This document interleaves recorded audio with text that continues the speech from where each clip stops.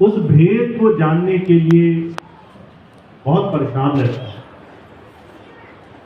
मैंने अपने जीवन में बहुत सारे ऐसे लोगों को देखा जो सारा जीवन इस नशे में चूर रहे कि पैसा, धन, दौलत, बड़ी बड़ी कोठियां, ये जीवन का सबसे बड़ा सच है।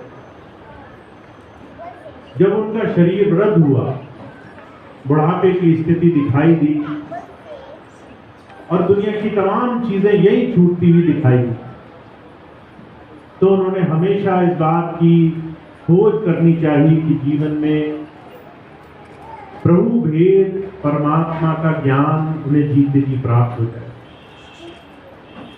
और महाराज जी कहा करते थे, प्रभु भक्ति, प्रभु का भेद संसार में कोई भी आखिरी क्षण अपने जीवन के उस समय में जब उसका शरीर काम न कर रहा हो, उस समय कमाना बहुत मुश्किल काम है। इसीलिए सत्संग जारी हुआ और सत्संग के माध्यम से, शब्दों के माध्यम से एक चेतावनी, एक संसार के सामने प्रभु भक्ति का क्या महत्व हमारे जीवन में होना चाहिए, उस बात को अलग अलग तरीके से जुगों जुगों से संसार में समझाया गया है। अभी आपने बहुत सारे शब्द सुने, जितने भी आपके सामने मधुर वाणियां बोली गई, अगर आपने गौर किया होगा तो हर एक शब्द इस तरफ इशारा कर रहा है कि हमारे जीवन में परमात्मा का भेद जानना हमारे लिए बहुत जरूरी है। अभी आपने सुना, एक शब्द पढ़ा गया, मच्छिंद्रनाथ एक गुरु हुए जिन्होंने गोरखनाथ जी को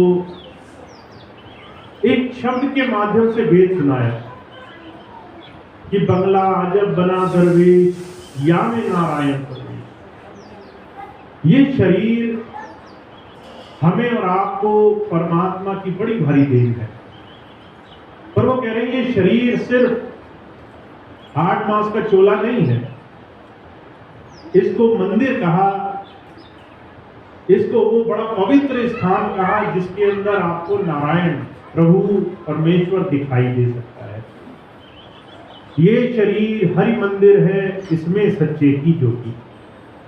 अगर आपको कहीं परमात्मा मिलेगा संसार में, उस प्रभु का भेद अगर आपको कहीं भी मिलेगा तो सिर्फ और सिर्फ आपके शरीर में मिलेगा। दुनिया में बाहर कहीं आप उस प्रभु को नहीं प्राप्त कर सकते। इस शरीर के अंदर वो प्रभु कैसे मिलेगा? तो कहते हैं इस शरीर को पहले उस प्रभु के मंदिर की तरह देखना शुरू करो। अब जब हम किसी मंदिर में जाते हैं तो 2-3 बड़ी विशेषता होती है वहां पर। पहली विशेषता होती है सफाई की। जहां नारायण है, जहां प्रभु है, वहां हम गंदगी का वास नहीं होने देते। वहां हम रोज साफ सफाई करते हैं। सबसे पहली चीज उस स्थान को पवित्र बनाते हैं। वहां की खूबसूरती, वहां की सुंदरता, वहां की सफाई पर बड़ा ध्यान देते हैं। पर वहीं जब बात आती है हम मनुष्य कैसे उस प्रभु को पाएंगे, परमात्मा का भेद कैसे पाएंगे, तो जो कहते हैं ये हरि मंदिर, ये मनुष्य शरीर, सबसे पहले इसको पवित्र करना पड़ेगा। पवित्रता आती है उन तमाम चीजों से जो हमारे जीवन को हर एक तरीके से दूषित करे, उसको दूर करने से। अब हमारे शरीर में वो जो कह रहे हैं 2 बड़ी भारी चीजें हैं जिससे हम अपने जीवन को पवित्र कर सकते हैं। पहली चीज, मन में आते हुए विचार। हर एक वो विचार जो आपके मन को संसार के भोग से, संसार की तृष्णा से, चिंताओं से, दुनिया के हजारों हजार मुद्दों से जोड़ करके 24 घंटे परेशान रखते। वो इस हरि मंदिर को दूषित कर देगा। ऐसे है अनेकों विचार, रोकना, उसको थामना, उसको साधना, ये बहुत जरूरी है। और जब हम अपने जीवन में देखते हैं, सबसे कम ध्यान अगर किसी ने किसी बात पर दिया है तो अपने मन की गति पर दिया है। हमारे मन में 24 घंटे दुनिया के विषय विकारों के संस्कार भरते रहते हैं। कभी हमने किसी की गलत बात सुनी तो मन खट्टा हो गया, कभी कुछ हमने देख लिया जिसको देख करके हमें अच्छा नहीं लगा तो मन में गलत भाव आने लग गए, कभी किसी की अच्छाई देख करके, कभी किसी की बुरी बात सुन करके। कबीर साहब कहते हैं, ये जो आपकी इंद्रियां हैं, 2 आंख की, 2 नाक, 2 कान, 1 मुंह, कहते ये आपकी जितनी भी इंद्रियां हैं, ये तमाम इंद्रियां, ये तमाम द्वार आपको संसार के विषय विकार खींचने के काम कर रहे हैं। आंखों से देखा हुआ मन पर छाप बनकर चढ़ जाता है, कानों से सुना हुआ मन पर संस्कार बन करके चढ़ जाता है, ज़बान से दुनिया के तमाम विषय विकार, दुनिया की तमाम अच्छी बुरी चर्चाएं कर करके हम अपने मन पर संस्कार इकट्ठा करते हैं। तो जो कह रहे हैं, ये हरि मंदिर जिसमें प्रभु का वास होना चाहिए, उसमें प्रभु दिखाई क्यों नहीं देता, उसमें अंधकार दूर क्यों नहीं होता, उसमें प्रकाश क्यों नहीं होता? क्योंकि सबसे पहली शर्त साफ सफाई, स्वच्छता। इस हरि मंदिर को साफ करना, उसमें हमने अभी ज्यादा जोर नहीं लगाया है। हमारे मन में जितना भी दुनिया के संस्कार पड़ेंगे उतना ये मन दूषित होगा। तो कबीर साहब कहते हैं, इंद्रियों के बस मन रहे, मन के बस रहे बुद्ध, कहो ध्यान कैसे लगे जहां ऐसा भी। इंद्रियां जितनी हैं हमारी, आंख, कान, नाक, स्पर्श की इंद्री, कहते हैं तमाम इंद्रियां हमें संसार के भोगों को, उनको मन में स्थापित करने का काम कर रही है। और अगर आप इनसे छूटना चाहो तो सिर्फ आपको अपना नजरिया बदलना है। भगवान बुद्ध थे, एक बार कोई उनके पास गया, उन्हें लगा कि कोई महात्मा है, कोई जादू टोना करने वाला, कोई चमत्कार करने वाला। बड़ा विरोध था मन में, कहने लगा आज मैं इस महात्मा को सीधा करूंगा। महात्मा बुद्ध के पास गए, बड़े बुरे विचार थे उनके लिए मन में। जैसे ही महात्मा बुद्ध के पास गए तो वो आदमी महात्मा बुद्ध को बड़ा खरी खोटी सुनाने लगा, बहुत देर उल्टा सीधा बोला। और महात्मा बुद्ध शांत रहे। बहुत देर जब उसने बुरा बोल लिया, महात्मा बुद्ध शांत रहे। आखिर में महात्मा बुद्ध ने कहा, जब वो थक गया, कि भाई अगर तुम्हारी आज्ञा हो तो एक बात कहता हूं तुमसे।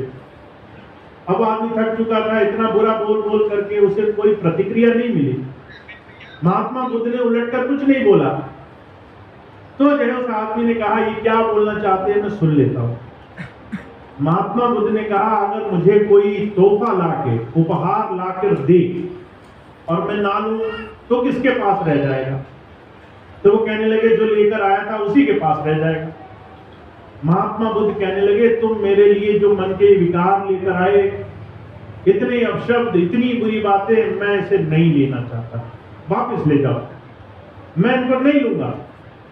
अब ये बात उसने आज तक नहीं सुनी थी कि आज अगर मैं आपको कुछ बुरा बोलूं तो आपके पास ये अवसर है, आपके पास ये मौका है कि आप उन बातों से अनछुए रह सको, आप उन बातों का असर भी मत लो। ये बात कोई संसार में नहीं जानता। हमें आकर बुरी बात कोई कहता है, सच हो या झूठ हो, इसको परखे बगैर ही हम उस बात से प्रभावित हो जाते हैं। हमें बुरा बोल दिया, हमें गाली निकाल दी, हमारे लिए मन में बुरे विचार ले आए, हमारे घर में निंदा कर दी, दूसरों से जाकर हमारी बुराई कर दी। हम इतना ज्यादा इस चीज से प्रभावित रहते कि हमारे मन में हर एक छोटी से छोटी चीज की प्रतिक्रिया होती है। अगर कोई एक बुरा बोल रहा हो तो हम उसके लिए मन में 10 बार बुरी बात सोचते हैं। हुजूर कहा करते थे, मन में आए हुए विचार, दूसरों की कही हुई बातें, दूसरों के तमाम संसार में अच्छे और बुरे तमाम अनुभव ऐसे हैं जिससे हमारा मन दूषित होता है, और इस दूषित मन से कोई भी उस प्रभु नाम के सिमरन में बैठ नहीं सकता। अगर आपने नाम लिया है तो आप इस चीज को कितनी बार देखते होंगे। जब आप ध्यान करने बैठे तो एक क्षण भी मन आपको किसी भी जगह टिकने नहीं देता। 100 में से मैंने कम से कम 99 लोग ऐसे देखे जो शिकायत करते हैं कि हमारा मन स्थिर नहीं होता। क्यों नहीं होता? क्योंकि मन किसी दूसरी चीजों की याद में लगा हुआ है। अगर आपको विश्वास ना हो, आंखें बंद करके देखो, मन फौरन दुनिया की ऐसी ऐसी चीजें याद दिलाएगा जिसकी कल्पना न की हो आपने। ऐसे ऐसे ख्याल, ऐसी ऐसी बातें, चाहे उनका कोई औचित्य हो, उनकी कोई कीमत हो या ना हो। तो जो कह रहे हैं, एक तरफ आप संसार में उस प्रभु को जानना चाहते हो, दूसरी तरफ आप अपने मन को साफ नहीं करना चाहते, इस मन पर अंकुश नहीं लगाना चाहते। भगवान बुद्ध की तरह जो चीज आपके मतलब की नहीं उसको भी लेने के लिए तैयार हो। जब तक ये तमाम चीजें हमारे जीवन में हमारे मन को दूषित रखेंगी, हमारे जीवन में चाहे मन से हो, चाहे कर्म से हो, चाहे दुनिया के किसी भी कारोबार से हो, 24 घंटे संसार के संस्कार बढ़ते रहेंगे, तब तक हम अपने जीवन में गुरु से कुछ प्राप्त नहीं कर सकते। इसलिए जब संत आते हैं वो दुनिया में इस बात की मिसाल फरमाने के लिए आते हैं। हमें इस बात को अपने ऊपर अमल करके देखना चाहिए। महाराज जी कहा करते थे, आपने कोई अच्छा उदाहरण सुना, फौरन अपने ऊपर उसको देख करके देखो, क्या मैं भी इसी तरीके से कर रहा हूं, या मेरे जीवन में मेरे 20, 40, 50 बरस मन के खेल खेलते हुए निकल गए। मन के इस बहाव में मैं बहता बहता इतना लंबा समय अपना गुजार चुका हूं। महाराज जी मिसाल फरमाते थे, कबीर साहब थे, उनके पास बलक बुखारे का बादशाह आया।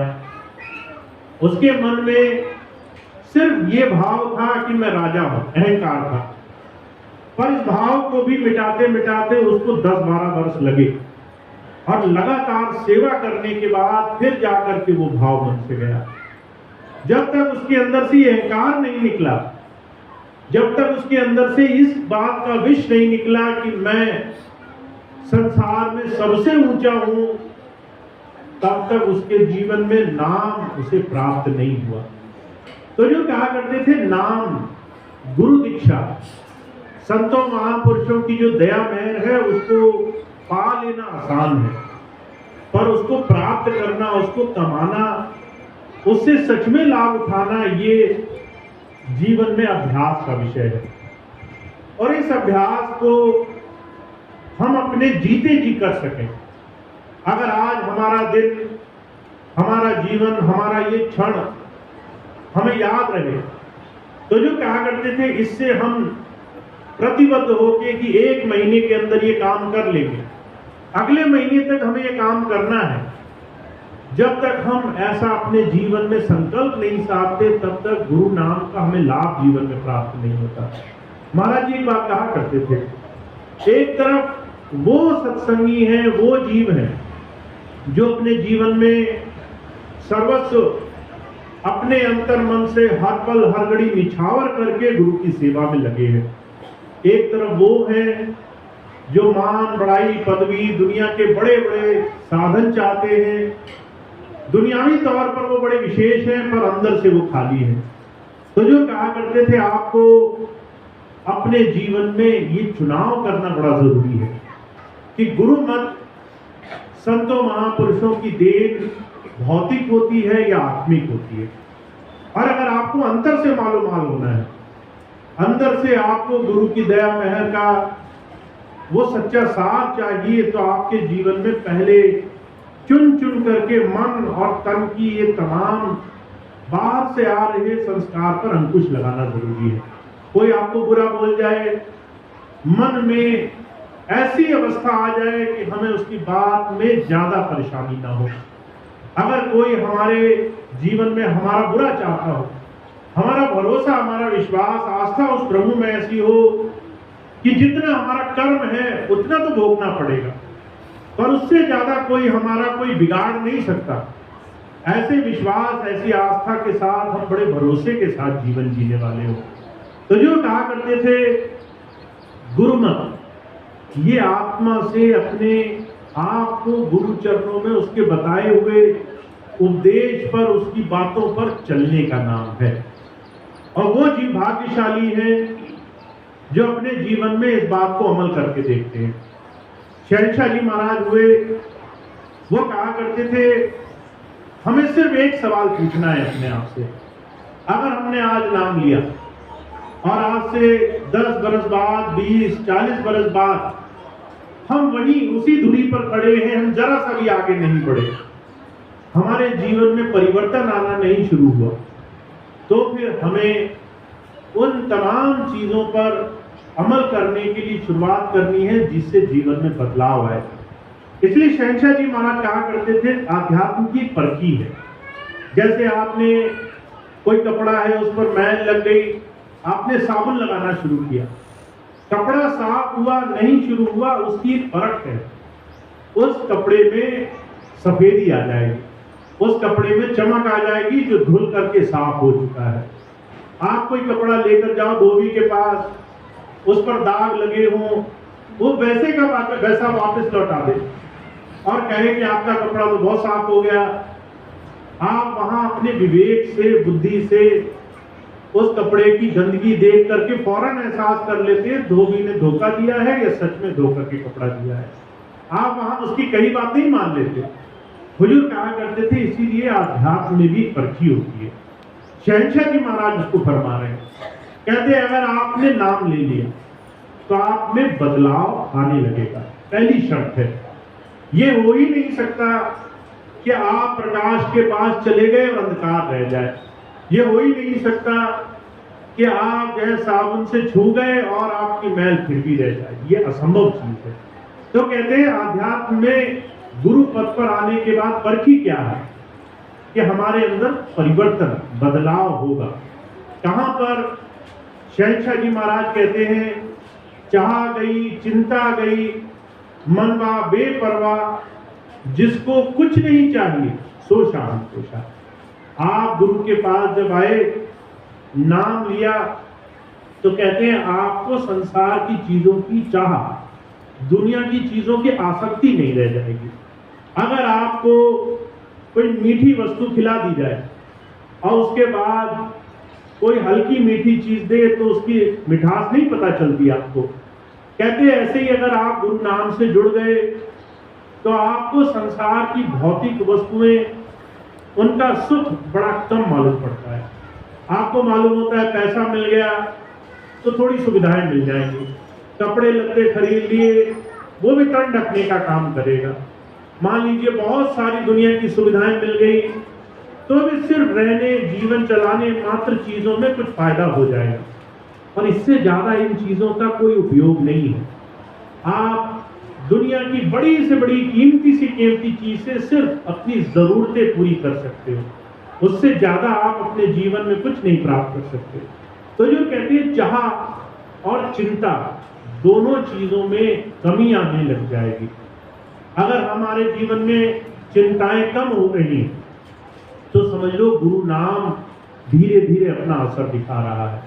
अगर हमारे जीवन में अभी भी चिंताएं हैं कि हमारे बच्चों का क्या होगा, हमारा स्वास्थ्य ठीक नहीं है, हमें बड़ी परेशानी है, जब तक हमारे मन में ये विश्वास नहीं बना तब तक हमारे जीवन में गुरु नाम से मन निर्मल होना शुरू नहीं हुआ। मुझे देहरादून में एक बहन मिली, सत्संगी परिवार से थी। जब उसकी शादी हुई तो ऐसे परिवार में हुई जहां कोई सत्संगी नहीं था। अब परिवार ऐसा था जो पूजा पाठ, नित्य नियम, संयम सब कुछ पालन करते थे, और वो बेटी सत्संगी थी। सत्संग में सारा जीवन उसने स्वामी जी का सत्संग सुना था। कर्म विधान सुना था कि गुरु संत संसार में आते हमारे जन्मों जन्मांतरों के कर्मों से हमें छुटकारा दिलाने के लिए। पर इसका मतलब ये नहीं है कि आप कर्म भोगना ही नहीं पड़ेगा। एक ही सूरत है कर्म नहीं भोगना चाहते तो कि आज ही शरीर का त्याग कर दो, इसी क्षण शरीर छोड़ दो, तो ही कर्म नहीं भुगतना पड़ेगा। अगर संसार में पूरा जीवन जीना है तो कोई ना कोई कर्म तो भोगना ही है। कुछ सुख भी होंगे, कुछ दुख भी होंगे। अब ये बात उसे समझ में आ गई कि चाहे आपका जीवन सच्चाई के रास्ते पर लगा हो, पर संसार के दुख सुख से घबराना नहीं है। दुख और सुख दोनों ही हमारे जीवन में हमारे सुधार के लिए होते हैं। जब शादी हो गई और ऐसे परिवार में गई तो देखा कि यह ससुराल वाले बड़ी चिंता करते थे। अगर कोई परेशानी हो जाए तो भाग दौड़ मच जाती थी। कभी फलानी पूजा करो, कभी फलानी जगह जा करके कोई जतन करो, और घर में हाहाकार मचा रहता था। जहां देखो एक जगह गए, किसी ने बोला दूसरी जगह जाओ, वहां गए। घर में हमेशा संकट की स्थिति। वो मेरे पास आई, आकर कहने लगी कि भैया जी घर वालों को समझाओ, वैसे कहने कोई पूजा पाठ करते हैं पर इतनी बात, इतना भरोसा इनका अभी तक नहीं बना। जो स्वामी जी ने बात कही कि अगर आप जीवन में आए हो तो आपका भरोसा, आपका विश्वास बनने लग जाएगा। कर्म के विधान में, उस प्रभु की दात में, उस प्रभु की दया महर में आपका विश्वास बनने लग जाएगा। इसका मतलब ये नहीं है कि आपके दुख सुख पूरी तरह समाप्त हो जाएंगे। इसका मतलब है आपके अंदर शक्ति आ जाएगी, उनको सहजता से जीवन में स्वीकार करके अपने जीवन को उन तमाम चीजों से आजाद रहने की, उनसे पूरी तरह स्वतंत्र रहने की। दुख आएगा, आप कहोगे कि ये जो है कोई मेरे जीवन का जरूरी कर्म है, कट जाए तो अच्छा है। सुख आएगा, लोग जहां हंसी मना रहे होंगे कि बहुत अच्छा हो गया, आप कहोगे सुख है, ये भी भोगना है, इससे भी जो है आगे मेरा जीवन है। तो जो कहा करते थे सुख और दुख में, दुनिया के तमाम अच्छे और बुरे समय में आपकी चिंताएं वो पूरी तरह गुरु चरणों में समर्पित हो जाए और आपको भरोसा बना रहे। न दुख में दुख लगे, न सुख में ज्यादा सुखी खुशी हो। ऐसी दोनों स्थितियों में बदलाव इस मन का आ जाना, स्वामी जी महाराज कह रहे हैं, ये एक सत्संगी के जीवन की पहचान है। और वो भाग्यशाली है जो किसी भी साधन से अपने जीवन में इस निश्चिंतता की स्थिति में पहुंच रहे हैं। इसलिए जितने भी महापुरुष आए, उन्होंने कहा अगर आपके जीवन में हर रोज के जीवन में ये भरोसा है और चिंताएं आपके साथ नहीं है, इसका मतलब है गुरु नाम आपके जीवन में असर करने लग गया।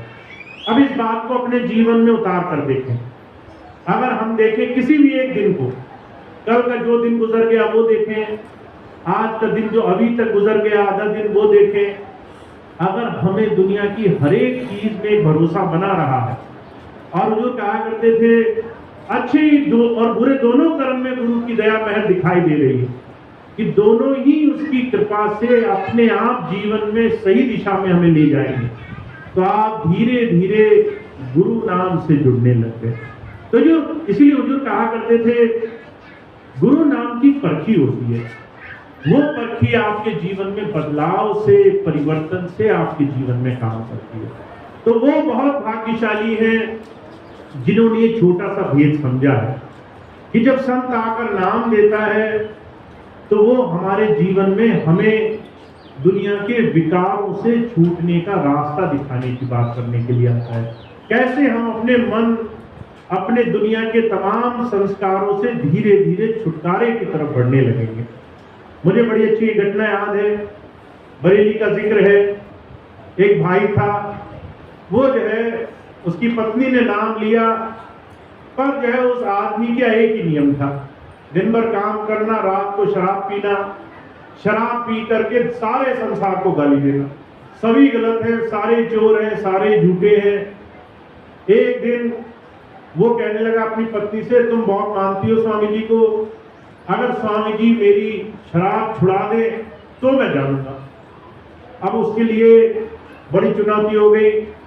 बहन थी, नामदानी थी, स्वामी जी के पास आई। स्वामी जी से कहने लगी, स्वामी जी अगर जैन की शराब छूट जाए तो बड़ा अच्छा होगा। स्वामी जी कहने लगे भाई छूट जाएगी। उस दिन वो शाम को आई तो वो जो है सब्जी का ठेला चलाया करता था। जब शाम को आई तो वो ठेला चोरी हो गया।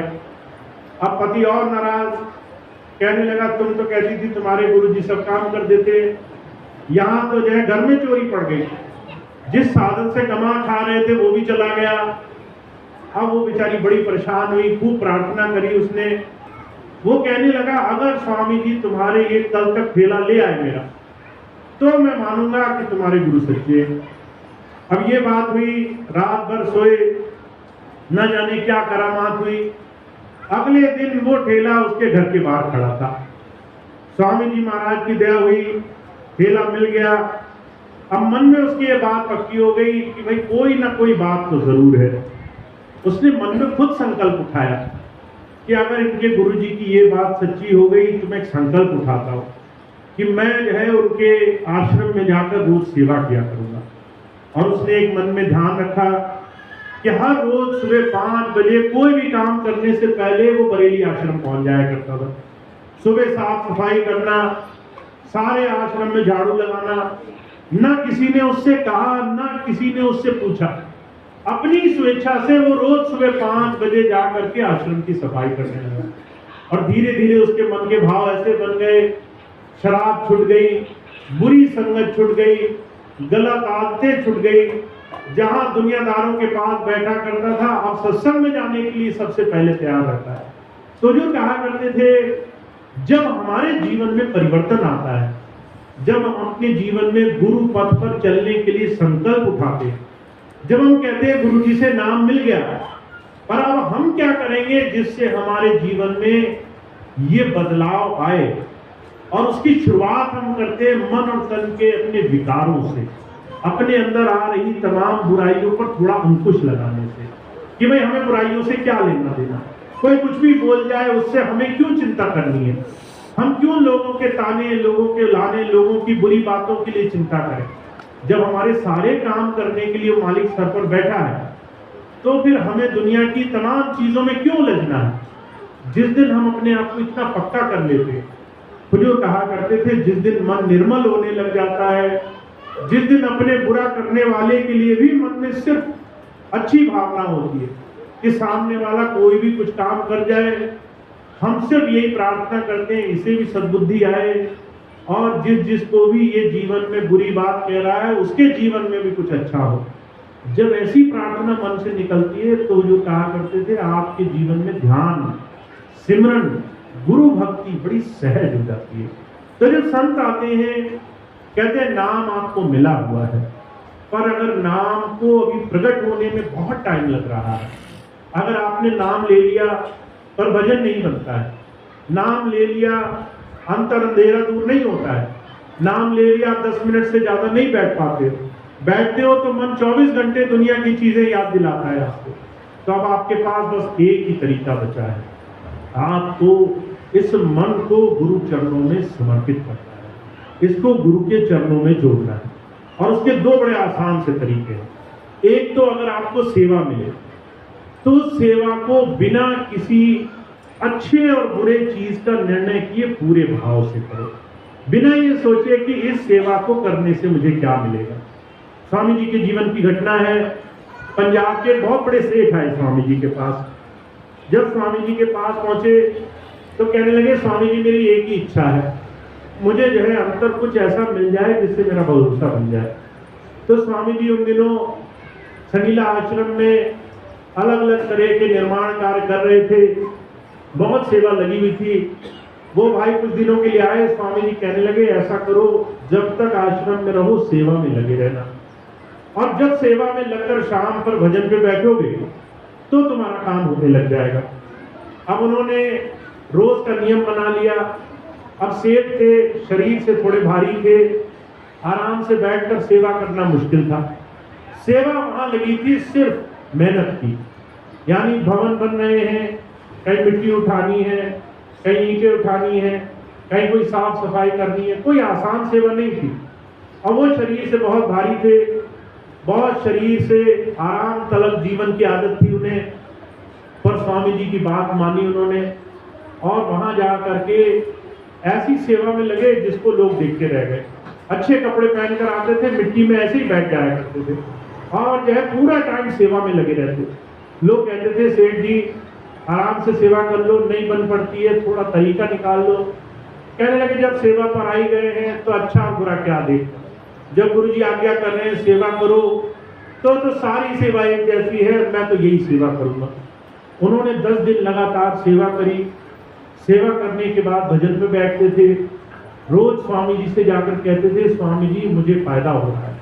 और 10वें दिन उन्हें अंतर अनुभव हुए, उनका भजन ध्यान सिमरन बनने लग गया। उन्होंने उसके बाद सारा जीवन स्वामी जी के साथ लेकर के जीवन गुजारा। तो मैं सिर्फ आपसे इतनी बात कहना चाहता हूँ, कई बार हमारे मन बुद्धि हमारे विचार में ध्यान भजन का रास्ता साधारण की बजाय बड़ा मुश्किल हम बना लेते हैं।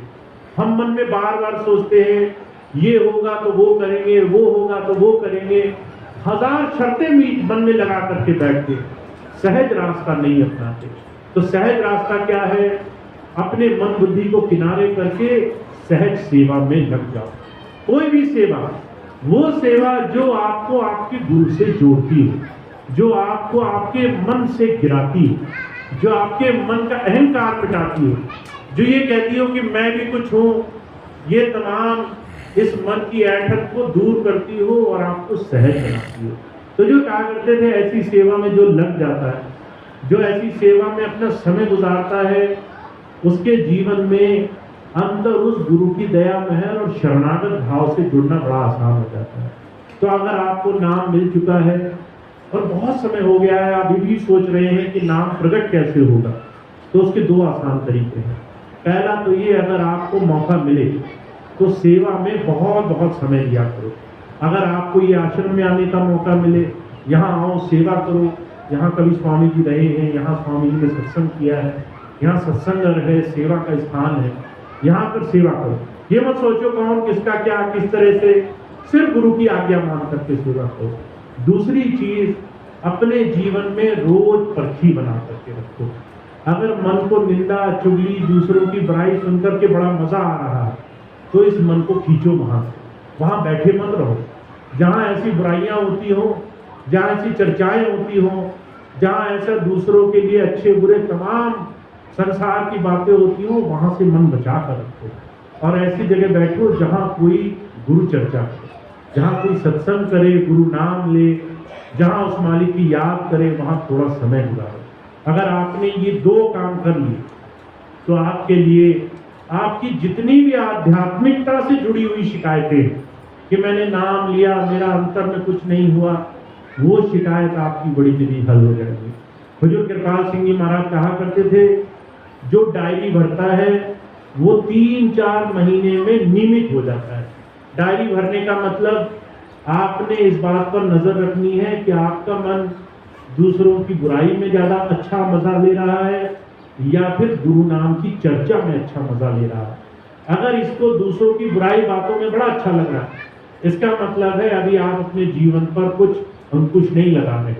ये हरि मंदिर आपको मिल तो गया पर आप इसमें खूब गंदगी बिखेर कर बैठे हो और फिर कहते हो इसी में ठाकुर जी बैठे हैं, इसी में नारायण बसे, हमने गंदगी बचा दी, इसी में हम भगवान को बिठाएंगे। तो माफ करना, जहां गंदगी होगी वहां ठाकुर जी का वास नहीं होगा, वहां प्रभु नहीं बैठेगा, वहां गुरु के दर्शन नहीं होंगे। इसलिए आपको ये अपने जीवन में सच्चा नियम पालन करना है और इसके लिए बड़ा आसान सा तरीका है। 2 चीजें। पहली चीज ये कि आपको प्रयास करना है, आपको अगर सेवा मिल जाए सेवा हो।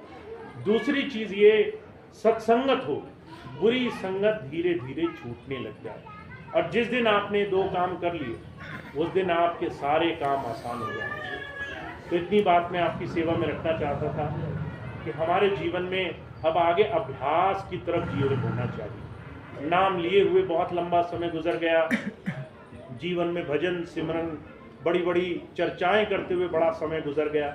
महाराज जी कहा करते थे अब संकल्प साध लो कि मैंने 10 दिन में 1 महीने में ये काम करके दिखाना है। 1 महीने का अगर समय बांध लो तो फिर निश्चित करो कि हर रोज मुझे समय देना है, हर रोज समय दो। तो ये ध्यान रखो कि हर रोज़ अपने मन को बुराइयों से भी बचाना है। हर रोज़ अपने मन को ऐसी तमाम जगह से खींचना है जहाँ पर व्यर्थ की चर्चाएं होती हैं, और किसी भी एक जगह जहाँ सत्संग की चर्चा होती है, जहाँ कोई सच्चे दिल से गुरु चर्चा करता हो, उसके पास बैठना है, उससे उसके अनुभव से लाभ उठाना है। तो महाराज जी कहा करते थे, जब आप इस काम को करोगे, जब आप उल्टी गिनती गिनोगे, जब आप सच्चे दिल से गुरु नाम में अपना समय लगाओगे, तब आपके जीवन में ये काम जल्द से जल्द बन जाएगा। तो अब ये आपके ऊपर है। हुजूर कहा करते थे, गुरु नाम देता है, तरीके देता है, साधन देता है, बहुत सारे जीवन में रास्ते भी दिखा देता है, पर उसके बाद एक छोटा सा काम आपके हिस्से में रख देता है कि आप इसको अपनी स्वेच्छा से कितना करना चाहते हो। आपकी खुद कितनी इच्छा है गुरु नाम कमाने की। अगर आपका सारा दिन संसार के प्रति आसक्त है, तो माफ़ करना, ये संतों महापुरुषों की गर्ज नहीं है कि वो कहें कि भाई आपको दुनिया प्यारी है, आप दुनिया को छोड़ो। वो ये काम आपके ऊपर सौंप दे। आपको खुद देखना है, चिंताओं में जीवन गुजारना है या निश्चिंत होकर के, अचिंत होकर के जीवन गुजारना है। दुनिया की फिक्र करते हुए, परेशान होते हुए जीवन गुजारना है, या फिर दुनिया की चीज़ों से अचिंत होकर के जीवन गुजारना है। इसीलिए कबीर साहब कहते हैं कि भाई अपने जीवन में एक परखी बनाओ।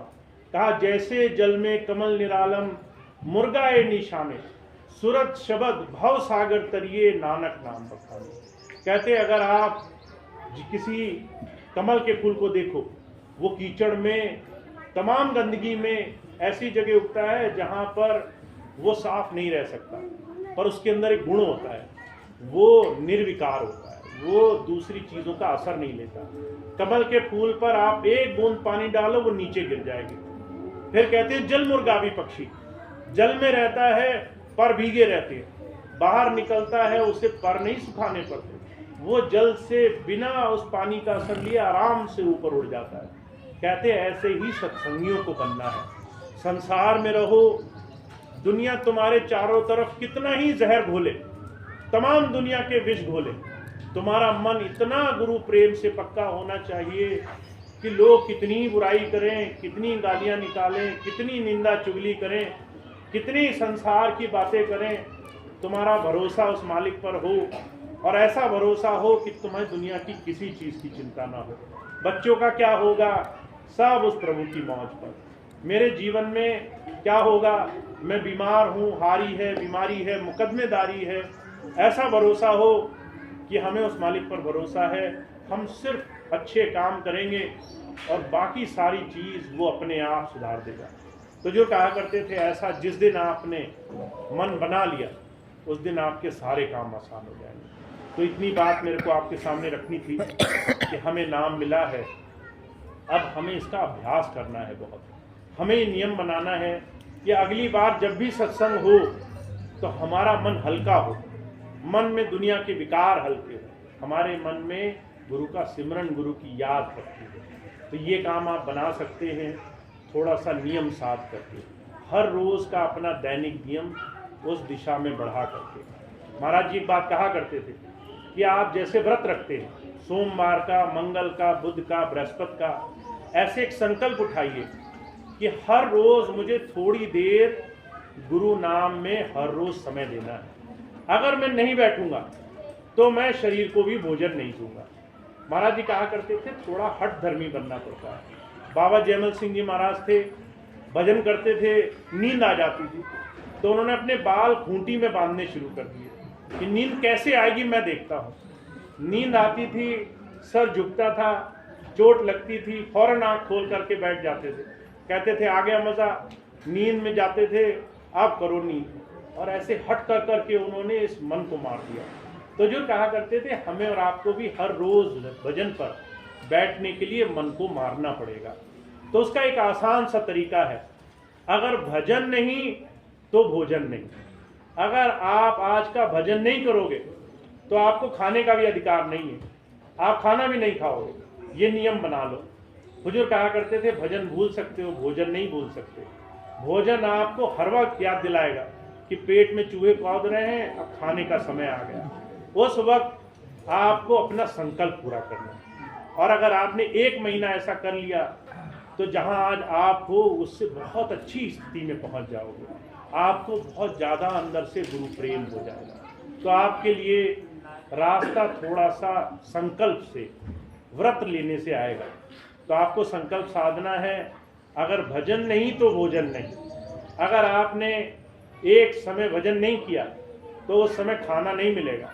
उस समय चाहे कोई कितना ही परोसे, चाहे कितनी अच्छी चीज़ दे, पहले भजन करना है, फिर हमने भोजन की तरफ देखना है। तो जब हम ऐसा संकल्प उठाते हैं तब काम बनता है। और जो ढीला छोड़ देते हैं, आज नहीं कल, कल नहीं परसों, परसों नहीं 1 महीने बाद, माफ़ करना, उनका सारा जीवन गुजर जाता है और बाद में ग्लानि, दुख, इसके अलावा हाथ में कुछ रहता नहीं। तो महाराज जी एक बात कह रहे हैं, आपको बहुत अच्छी चीज़ मिली हुई है, बस आपको अपने मन को रोज़ रोज़ साधना है। तो इसके लिए मैं कहता हूँ, अब हमने जितनी चर्चा करनी थी कर ली, अब अभ्यास का समय आ गया है। हर रोज़ अभ्यास को हमें अपने जीवन में बहुत ऊंचा स्थान देना है। तो इतनी बात कह के मैं अपनी बात समाप्त करता हूँ। मुझे उम्मीद है आप रोज़ रोज़ अपने जीवन में इस दिशा में कदम उठाएंगे। अब इसके बाद 1-2 सूचनाएं और हैं, मैं आपको बता दूं ताकि आप उनका भी लाभ उठा सकें। सबसे पहली बात यह है कि अभी आपको डॉक्टर साहब ने बताया भी था, अजमेर में स्वामी जी महाराज के सबसे पहले शुरुआती दौर के कुछ सत्संग ऐसे हुए जो स्वामी जी ने अपने गुरु बनने से, गुरु गद्दी धारण करने से पहले भी किए। अजमेर में स्वामी जी का बड़ा प्रेम, स्वामी जी की बड़ी आस्था, बड़ा आप सबके ऊपर ध्यान हमेशा से रहा है। तो अजमेर में सत्संग बहुत सुचारू रूप से होना चाहिए। और मैं उन सभी भाई बहनों से अनुरोध करता हूँ जो अब सेवाओं से निवृत्त हो गए हैं, नौकरी पूरी हो गई, पूरी तरीके से रिटायर हो गए, इसीलिए सारे जीवन नौकरी में भाग रहे थे कि एक दिन फ्री हो जाएंगे तो गुरु की सेवा में लगेंगे। अब नौकरी भी छूट गई, रिटायर भी हो गए और गुरु की सेवा का जो संकल्प लिया था वो भी नहीं कर रहे हैं। तो उससे नुकसान क्या हो रहा है, अब शरीर बीमार हो रहा है, तकलीफ़ें हो रही हैं, परेशानियां आ रही हैं। उन तमाम परेशानियों से, समस्याओं से बचने के लिए अजमेर एक बहुत बड़ा स्वामी जी का सेंटर रहा है। इसमें सत्संग जारी कीजिए। और सत्संग जारी करने का मतलब है कि ज़्यादा से ज़्यादा सत्संग हो। ये बात मैंने पिछली बार भी कही थी कि आप जितना ज़्यादा सत्संग पर जोर रखेंगे उतना ज़्यादा आपके जीवन में गुरु प्रेम और गुरु की दया महर आपको प्राप्त होगी। तो एक नियम बना लीजिए कि हमने ज़्यादा से ज़्यादा सत्संग अपने इस पूरे क्षेत्र में कराने हैं। तो हर एक घर में आप प्रेम भाव से सत्संग कर सकते हैं। और स्वामी जी एक बात कहा करते थे कि भाई ये ज़रूरी नहीं है कि सत्संग के बाद आपको लंगर बनाना ही पड़ेगा, बड़े ब्रह्म भोज कराने पड़ेंगे, खूब पैसा खर्च करना पड़ेगा, इसलिए आप सत्संग न कराएं। स्वामी जी कहा करते थे अगर किसी आए हुए को आप प्रेम से पानी भी पिला दोगे तो समझ लो वो सत्संग पूरा हो गया, वो सत्संग सफल हो गया। तो सत्संग के बीच में दूसरे नियम ना लाएं कि इस सत्संग के लिए हमें भोजन कराना है, भंडारे कराने हैं, इसलिए हम सत्संग ही नहीं कराएंगे। सत्संग जरूर जारी रखें। तो जितना ज़्यादा आप सत्संग करेंगे, हमारे बहुत से प्रेमी भाई बहन हैं यहाँ पर, आप अलग अलग जगह सेंटर बनाएं, कम से कम 10 सत्संग महीने में ज़रूर हुआ करें। और जहाँ जहाँ भी आप सत्संग रखें, चाहे आप अपने घर में कर लें, चाहे अपने आंगन में कर लें, चाहे यहाँ पर कर लें, चाहे आप अपने मोहल्ले में, चाहे किसी भी घर में कर लें, पर सत्संग में अगर आप 10, 20, 50 लोग इकट्ठे होकर गुरु चर्चा करेंगे और गुरु की याद करेंगे तो उससे आपके जीवन में बहुत बड़ा परिवर्तन आ जाएगा। तो सत्संग जरूर जारी करें और सत्संग के लिए सहजता रखें। कभी ये मत सोचें दिन में ही करना ज़रूरी है, सुबह ही करना ज़रूरी है। जो सबसे आसान समय हो उस समय कर लें जहाँ जब ज़्यादा से ज़्यादा लोग आ सकें। तो सत्संग पे थोड़ा ध्यान देना है। जितना आप सभी भाई बहन सत्संग में अपनी हाजिरी दोगे, जितना ज़्यादा सत्संग में जुड़ोगे, जितना ज़्यादा गुरु चर्चा में अपना मन लगाओगे, बड़े प्रेम से गुरु की याद करोगे, उतना ज़्यादा आपके जीवन में सेवा और गुरु की याद से बड़ा भारी चमत्कार होने लग जाएगा। तो ये पहली बात थी जो मैं लगभग हर जगह कहता हूँ, और अजमेर के लिए तो ख़ास तौर से, क्योंकि अजमेर में स्वामी जी ने बहुत प्रेम, बहुत दया महर बरसाई है। अब आप सभी भाई बहन चाहे आसपास के कहीं के भी क्षेत्र के हों, सत्संग की एक पूरी टीम बना लें और सत्संग में 4-5 भाई बहन मिलके जाएं, सत्संग करें, गुरु चर्चा करें, बड़े प्रेम भाव से एक दूसरे के साथ बैठकर थोड़ा समय गुजारें और गुरु की याद में समय देना शुरू करें। तो ये सबसे पहली चीज़ है, इसको बनाने का प्रयास करेंगे। दूसरी चीज़ ये है, स्वामी जी ने अपने जीवन काल में जब काम शुरू किया तो संत कृपाल योग साधना आश्रम नाम से एक संस्था बनाई थी।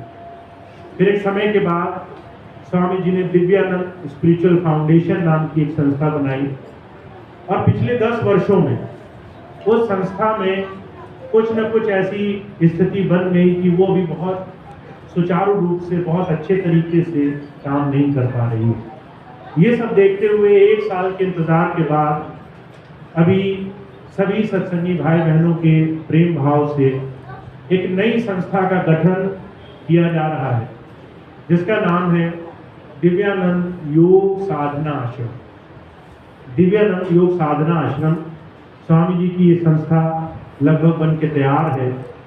इस संस्था के माध्यम से जितने भी हमारे दूसरे क्षेत्रों के अभी सत्संगी भाई बहन हैं वो पूरी तरीके से जुड़ गए हैं, जिसमें लखनऊ, कानपुर, सीतापुर, बाराबंकी, फिर बरेली का क्षेत्र, फिर हरिद्वार, नोएडा, ये आसपास के क्षेत्र। राजस्थान में इस दौरान अभी मेरा पहली बार आना हुआ जब मैं ये सूचना आपको दे रहा हूँ। तो यहाँ पर इस संस्था का गठन जो आप सभी के बीच में है वो इस महीने से शुरू हो जाएगा। इस संस्था के माध्यम से जितने भी हमारे प्रेमी सत्संगी भाई बहन हैं जो पहले समर्पित सेवा अपनी जमा करते थे या सामान्य सेवा, किसी भी तरीके से अपनी सेवा का कुछ अंश गुरु की सेवा में लगाने का प्रयास करते थे, वो उनकी स्वेच्छा है। वो कहें कि हम 1 रुपया दें, कोई कहे कि हम 10 रुपया दें, जो भी अपनी कमाई का कुछ हिस्सा सेवा के लिए निकाल कर रखते थे, वो सेवा दोबारा से आपके ही क्षेत्रों में अच्छे शुभ कर्मों में, अच्छे समाज सेवी कार्यों में, अच्छे सेवार्थ कार्यों में लगाई जा सके। और स्वामी जी का हमेशा से ये नारा रहा है कि मानव सेवा प्रभु भक्ति है। अगर आपको प्रभु भक्ति करनी है तो हमें एक दूसरे के लिए सेवा भावना, एक बहुत बड़ी भावना हमारे मन में होनी चाहिए। अगर उस सेवा भावना को फिर से अपने क्षेत्र में जागरूक करना है तो उसके लिए इस सेवा संस्थान से जुड़ना एक बड़ा आसान तरीका होगा। तो ये सेवा संस्थान अब आपके सामने अगले महीने से शुरू हो जाएगा। तो इसमें 3 तरह की सदस्यताएं हैं। जो भी भाई बहन समर्पित सदस्य बनते थे, अब वो वर्ष में 2100 रुपये अपनी सेवा अगर देंगे और अगर उसी को महीने में देना चाहते हैं तो 175 रुपये जो एक सेवा समर्पित सेवा के रूप में निकाल करके जमा कराएंगे, वो भाई बहन अपनी सेवा के माध्यम से गुरु सेवा और बाहर दूसरे मानवता के सेवा में सहयोग कर सकेंगे। दूसरी सेवा साधारण सेवा। जो भाई बहन कहते हैं कि हमारे पास इतना पैसा नहीं है फिर भी हम सेवा करना चाहते हैं, तो वो जो भी उनको स्वेच्छा है वो सेवा दे करके साधारण सदस्य बन सकते हैं। उसमें कम से कम धनराशि 100 रुपये रखी गई है साल की। आप उसे जिस तरह से भी उचित समझे दे सकते हैं। इसके अलावा एक आजीवन सदस्यता, जो भाई बहन कहें कि हम आजीवन सदस्य बनना चाहते हैं संस्था के, तो वो भाई बहन सीधे मुझसे मिल सकते हैं और वो भी इस संस्था का गुरु परिवार का हिस्सा बन सकते हैं। मुझे हमेशा से याद है स्वामी जी एक बात कहा करते थे, अगर आप अपनी स्वेच्छा से कोशिश करो कि किसी की सेवा करो, तन से, मन से, धन से, किसी के दुख दर्द में, किसी के तकलीफ में काम आओ, तो एक इंसान का अकेला वो कर पाना बहुत सीमित होता है। आप कितनी सेवा कर पाओगे? कई बार आप थोड़ा समय दे पाओगे, कई बार आप थोड़ा सा धन निकाल पाओगे, पर जब 10 लोग, 100 लोग, 1000 लोग इकट्ठे होकर कोई सेवा संस्थान में जुड़े और एक बड़े से सेवा कार्य में सहयोग करें तो बड़े से बड़े काम आसानी से हल हो जाते हैं। तो स्वामी जी महाराज ने इस भावना से हमेशा से सेवा संस्थान बनाए ताकि हम सब लोगों की सेवाएं लगें और बड़े से बड़े मानवता की